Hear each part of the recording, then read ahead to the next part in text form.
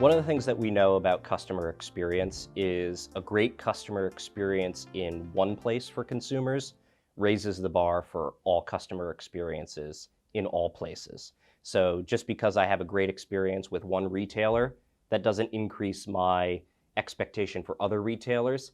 It increases my expectations for financial services, for insurance, for automotive, for all the other industries that I do business with or interact with.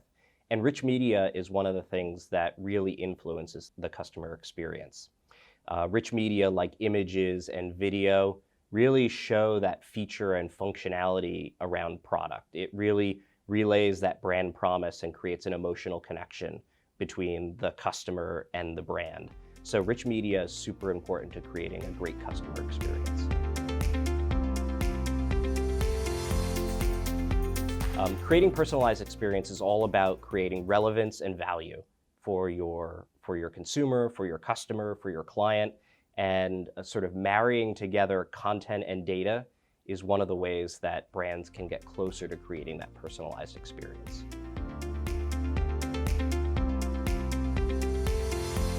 We think that personalization lives at the intersection of data and content. And for that reason, we know that brands know a lot about their customers. They know what they're ordering, what they're looking at, what kind of interactions they've done through all of their different channels. But oftentimes brands don't know a lot about their content.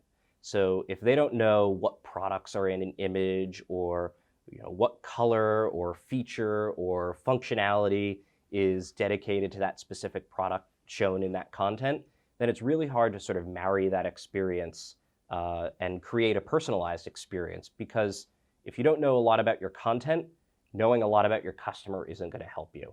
The sort of idea here is that if I know 10 things about my customer and only 2 things about my content, then there are only so many mixes and matches that I can make there. But if I know 10 things about my customer and 10 things about my content, the permutations are so much greater.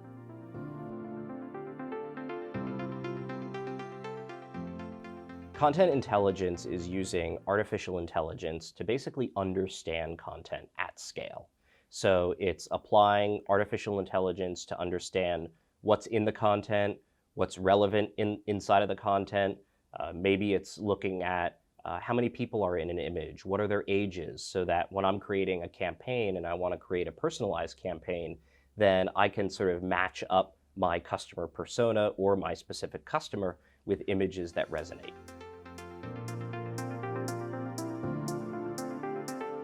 One of the key things about SaaS is that you can get a level of integration that you couldn't get 2 to 5 years ago, or even a little bit more.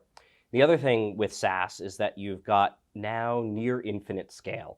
With auto scaling, if you've got to dump a whole bunch of assets or even heavyweight assets like video into a DAM, you can now auto scale up or down based on your need and not be reliant on what you have sort of in-house or on-prem. The other thing about SaaS is that these companies who are managing the SaaS platforms have entire teams dedicated to security, whereas you at your enterprise, if you've deployed this on-prem, you now have your IT or your security team focused on that. And perhaps that's not a specialty or that's a burden for them. So you can now put your trust in these SaaS companies who literally have dozens, if not hundreds of employees focused on the security piece.